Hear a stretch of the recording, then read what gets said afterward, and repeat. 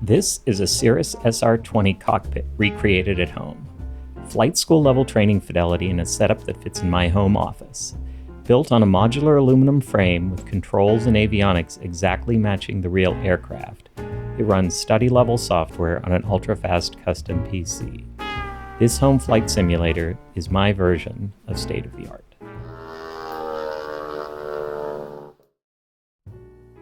Like a lot of kids, I loved airplanes. It wasn't until I got into college, though, and found Microsoft Flight Simulator version 2 on an IBM PC that I got hooked. The graphics were really bad and the frame rate was terrible. I was flying with a keyboard, but I could take off from Meigs Field and aim at the Hancock Tower. For the first time, I wasn't just watching airplanes. I was flying one, even if it was virtual. A few years later, I started real flight lessons in a Cessna 172. I kept tinkering with sims and kept building better rigs. Now I'm training in a Cirrus SR20 G6. I can't fly as often as I'd like, so I build a high-fidelity home sim to stay sharp and to use the latest tech. In this video, I'll show what I built, why I chose each part, and how it helps my training. The rig is built on a Sim-Lab P1X ultimate aluminum frame. It's a modular profile system. It's strong and easy to adapt. The channels let me bolt parts together with 80-20 style connectors. These frames are popular in sim racing, but you don't see them as often in flight sims. Many FAA certified trainers use fixed, custom frames. Those are locked to one layout. This frame gives me a precise seating position, but still lets me change things as my training evolves. Sim-Lab sells it as a racing platform, so I made a few changes. I swapped car pedals for Virtual Fly Ruddo Plus rudder pedals. A single frame keeps everything solid. In my old setup, pressing the pedals just pushed my chair back. Here, nothing moves. I also raised the seat to match the real SR20, 16 inches from floor to seat base. I used Sim-Lab mounts for the ultrawide monitor and speakers. I extended the frame to carry the PC. The whole rig fits in my office and slides on carpet sliders so I can pull it out for maintenance or rearrange the room. I'm not using motion today. For GA flying, motion cues aren't critical for me, and motion systems can be finicky or show mechanical artifacts that break immersion. The frame is strong enough to add motion later if I find a system that truly helps this kind of flying. At the center is a custom PC built for realism. Urban scenery at high resolution in VR needs serious hardware. I'm using an AMD Ryzen 9800 X3D CPU and an NVIDIA RTX 5090 GPU.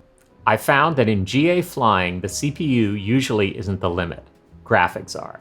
I'll share full build details and tuning in another video.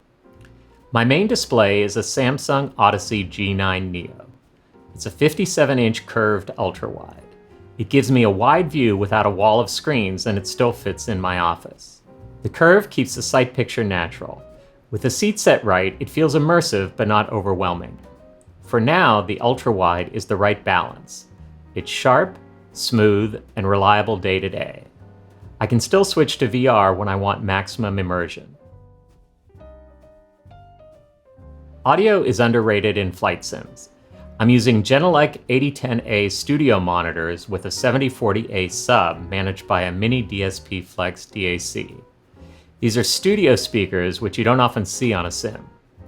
The result, however, is a clean engine RPM sound, clear avionics tones, and solid ATC audio. The sub adds the low end, so power changes and turbulence have weight. I added a Clark Synthesis tactile transducer under the seat with a small amp. It doesn't rattle the house, but it's a subtle vibration tied to engine RPM and aerodynamic load.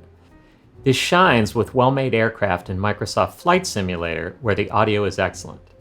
The flip side is that it also reveals weaker sound design in some models like the TorqueSim SR20 and X-Plane.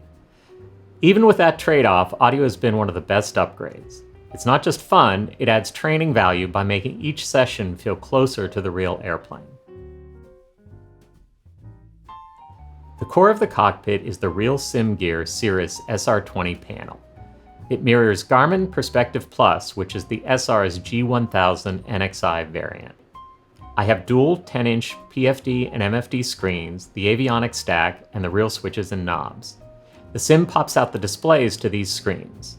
I can enter fixes, load procedures, and run the autopilot the same way I do in the real aircraft. The side stick has force feedback so I can feel trim and turbulence. The throttle and switches follow the Cirrus layout. To keep it close to the real world, I run ForeFlight on an iPad mini and use the same Bose A20 headset I fly with. With PilotEdge, I can talk to real controllers in Southern California airspace. Nothing replaces flying with an instructor, but this sim makes lessons more efficient. I can learn avionics at home instead of at $600 an hour. That saves money, builds confidence, and keeps me sharp between flights. The same study-level software that runs in certified RealSimGear sims runs here too. It just runs in a compact, home-friendly setup that works for training and for fun. This is my version of state-of-the-art at home. Authentic Cirrus fidelity, a small footprint that fits in an office, flexibility to grow. Every choice was about training better, staying proficient, and keeping the hobby fresh. Build what fits how you want to fly. I'll keep sharing what works for me, what doesn't, and what I learn in the sim and in real training. A good pilot is always learning. So is a good simmer. I'd like to see your ideas. What have you optimized in your setup for training, proficiency, or immersion? Share in the comments. I'll use your feedback as I plan future videos.